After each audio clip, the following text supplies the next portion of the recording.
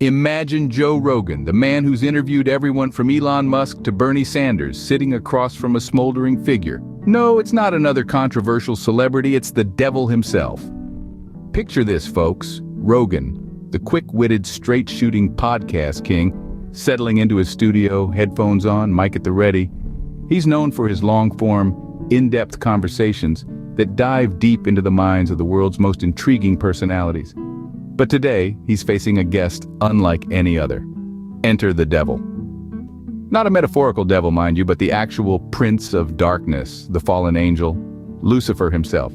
He's not here to promote a new album or a Netflix special. He's here for a good old-fashioned chinwag with our man Rogan. Now, this is not your usual podcast chit-chat, folks. This is a face-off between a human and a supernatural entity. The stakes are high and the air is charged with anticipation. Rogan, ever the seasoned interviewer, takes it all in stride. He leans in, eyes focused, ready to peel back the layers of his most unconventional guest yet. The devil, on the other hand, appears nonchalant, a smirk playing on his lips. It's an uncanny sight, a surreal spectacle that promises an encounter full of unexpected revelations. As Rogan's gravelly voice breaks the silence, the studio seems to hold its breath. His first question hangs in the air, a challenge thrown at the devil himself. The devil, his gaze unflinching, leans in to respond, and we're off to a start that promises an interview like no other. So here we are, in the most unexpected interview of the century. Buckle up, folks, because it's about to get fiery. Okay, so we've all heard about the devil's infamous gig, but what's a typical day like in hell? You know, the devil's life isn't all pitchforks and brimstone. No, it's more like middle management in a corporate office. Imagine, if you will, a never-ending stream of paperwork, each sheet representing a new soul to process. The devil's there, sipping his black coffee, trying to stay awake as he sifts through the sinner's files. And oh, the meetings. Yes, the devil has meetings too, you know. Not with his minions, but with the other big shots of the underworld. They sit around a conference table discussing the latest trends in torment, arguing over who gets to claim the soul of the latest corrupt politician. And lunch break?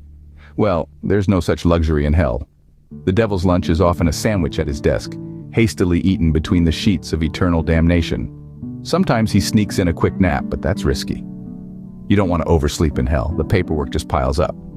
Then there's the customer service side of things. The devil's constantly fielding complaints from the newly damned. It's too hot. Why am I here? I want to speak to a manager.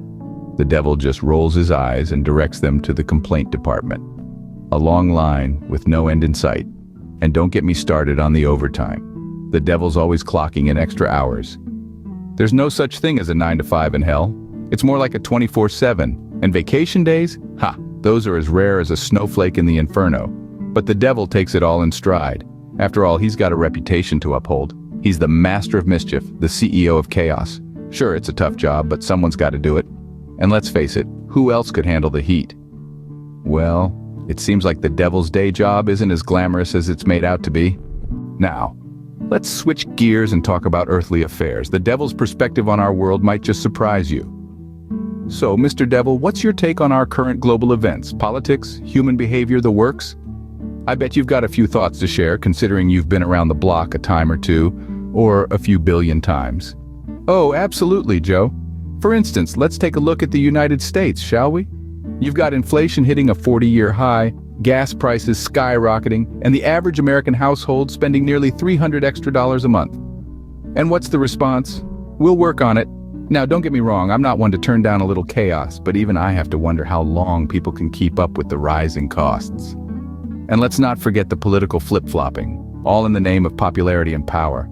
I mean, I appreciate a good power grab as much as the next guy, but it's almost comical how much they're scrambling as the midterm elections approach. Changing stances on COVID-19 mandates, school reopenings, climate change, gun control. It's like watching a game of political twister. But the real cherry on top is the division within the Democratic Party. Socialists and power-hungry politicians all under one roof. Now that's a party I'd love to crash. The infighting, the backstabbing, it's like a reality TV show, but with the fate of a nation hanging in the balance. Talk about high-stakes drama. But hey, that's just my take. After all, what do I know? I'm just the devil observing from the sidelines. I've seen empires rise and fall, civilizations crumble, and yet humanity keeps on trucking. It's quite the spectacle, I must say. Well, that's an interesting take on things, isn't it? Who knew the devil could be so insightful, or so cynical? We've all got regrets, but what does the devil, the embodiment of sin, regret? Now, when you think of the devil, regrets aren't usually the first thing that spring to mind. After all, he's had a pretty long run of being the bad guy, the antagonist, the ultimate embodiment of evil. But as our friend Joe Rogan delves a bit deeper into our infernal guest's past, we discover some rather unexpected tidbits. Firstly, it seems the devil isn't too pleased with his bad rap. "It's all a matter of perspective," he drawls with a hint of a southern accent. "One man's sin is another man's virtue, you know? I've just been playing my part, doing my job." Then, the devil drops a real bombshell. Apparently, he's quite the environmentalist. "You humans, you're ruining the place," he complains. "All that pollution, climate change, IT quote S hotter up here than it is down there. And trust me, that's saying something."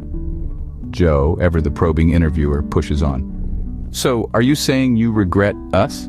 The devil, surprisingly, seems taken aback. "Regret you? Nah, not at all. You lot are my best source of entertainment. But it's not all fun and games." The devil admits he has one deep, lingering regret. "I wish I'd invented social media," he confesses. "Now, that's a real tool for sowing discord. I'm a bit jealous, to be honest." Rogan, clearly amused, presses further. "Anything else? Any other regrets?" The devil pauses, pondering. "Well," he finally says, "I do regret not patenting the fiddle. Could have made a killing off that one." As the conversation winds down, we're left with a rather different image of the devil than we started with. Not just the embodiment of evil, but a complex character with his own set of regrets and missed opportunities. Well, even the devil has his regrets, and they're as surprising as you'd expect. As we wrap up this infernal interview, let's find out if the devil has any parting words for us. So, devil, as we come to the end of this most unusual conversation, do you have any closing insights you'd like to share? Perhaps a piece of devilish wisdom? Oh, Rogan, you always know how to keep things interesting. If I were to leave you with one thing, it would be this. Always keep them guessing. It's the uncertainty, the not knowing that keeps life spicy. But remember, too much spice and you'll burn your tongue. Interesting perspective there, devil. So, in essence, you're saying that life's uncertainties are what keep us on our toes. But we shouldn't let it consume us. A bit of a paradox, isn't it? Life is full of paradoxes, Rogan. It's what makes it so entertaining for me. Well, folks, you heard it here first. The devil himself finds our human lives entertaining. Not sure if that's reassuring or terrifying, but it sure does give us something to think about. As we conclude, devil, any final words for our listeners out there? Any advice from the underworld? Just this, Rogan, remember, you're all a lot more interesting than you give yourselves credit for. So keep surprising me. I'll be watching. Well, you heard it straight from the horse's, devil's mouth. We're all interesting and the devil is watching. Not sure how to feel about that, but it's definitely food for thought. And there you have it, folks. An interview with the devil that was as funny as it was thought-provoking. Until next time, keep questioning everything.